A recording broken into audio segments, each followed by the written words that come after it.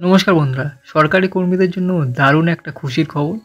কারণ নবান্ন থেকে কিন্তু ফাইনালি বিজ্ঞপ্তি প্রকাশ করে জানানো হয়েছে সরকারি কর্মীদের ডিএ বাড়ানোর সিদ্ধান্ত গ্রহণ করা হয়েছে। আগামী 1 এপ্রিল থেকে কিন্তু রাজ্য সরকারি কর্মচারীরা মূল বেতনের 18% হারে মহার্ঘ ভাতা বা ডিএ পাবেন। এটা কিন্তু নবান্ন থেকে বিজ্ঞপ্তি প্রকাশ করে জানানো হয়েছে। তো আপনারা যারা এই নিউজে অত্যন্ত খুশি হয়েছেন কমেন্ট করে অবশ্যই জানাবেন, এবং এই ধরনের ইনফরমেটিভ ভিডিও পাওয়ার জন্য কিন্তু চ্যানেলটি অবশ্যই সাবস্ক্রাইব করে রাখবেন। তো চলুন এই ভিডিওতে ডিটেলে এই ভিডিওর আলোচনা করব। ঠিক আছে, দেখুন, রাজ্য সরকারি কর্মচারীরা এবং সরকার অনুমোদিত শিক্ষা প্রতিষ্ঠান, আইনসভা সংস্থা, সরকারি সংস্থা, পঞ্চায়েত, পুরসভা এবং স্থানীয় সংস্থার কর্মচারীদের জন্য মহার্ঘ ভাতা বাড়ানোর সিদ্ধান্ত গ্রহণ করা হয়েছে। মঙ্গলবার অর্থাৎ আজকের দিনে নবান্নর তরফ থেকে বিজ্ঞপ্তি প্রকাশ করে এমনটা জানিয়ে দেওয়া হয়েছে। দেখুন, আগামী 1 এপ্রিল থেকে রাজ্য সরকারি কর্মচারীরা মূল বেতনের 18% হারে মহার্ঘ ভাতা বা ডিএ পাবেন। পাশাপাশি রাজ্য সরকারের পেনশনভোগী এবং পারিবারিক পেনশনভোগীরাও মূল বেতনের উপর 18% হারে মহার্ঘ ভাতা পেতে চলেছেন। তো অত্যন্ত খুশির খবর।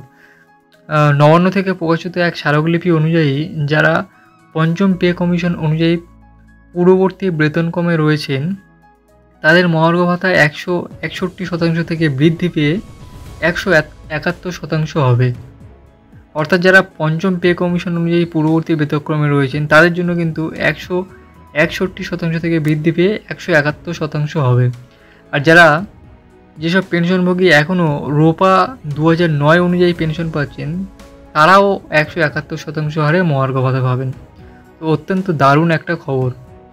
অর্থাৎ মঙ্গলবার বিজ্ঞপ্তিতে এও বলা হয়েছে দৈনিক মজুরি ভিত্তিক কর্মীদের মজুরি 22 টাকা বাড়ানোর সিদ্ধান্ত নিয়েছে সরকার। এটিও আগামী 1 এপ্রিল থেকে কার্যকর হবে।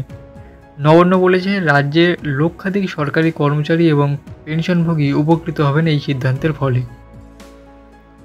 আচ্ছা, চলতি বছরের রাজ্য বাজেটেই রাজ্যের সরকারি কর্মচারীদের 4% ডিএ বাড়ানোর ঘোষণা করে মমতা সরকারের সরকার।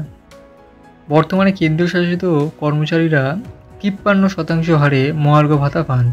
অর্থাৎ এবারে রাজ্য বাজেটে ঘোষণার আগে পর্যন্ত কেন্দ্র রাজ্য মহার্ঘ ভাতা তফাৎ ছিল 29%। এখন নতুন করে 4% ডিএ বৃদ্ধির ফলে কেন্দ্রের সঙ্গে রাজ্যের ডিএ ফারাক কমে দাঁড়ালো 35%।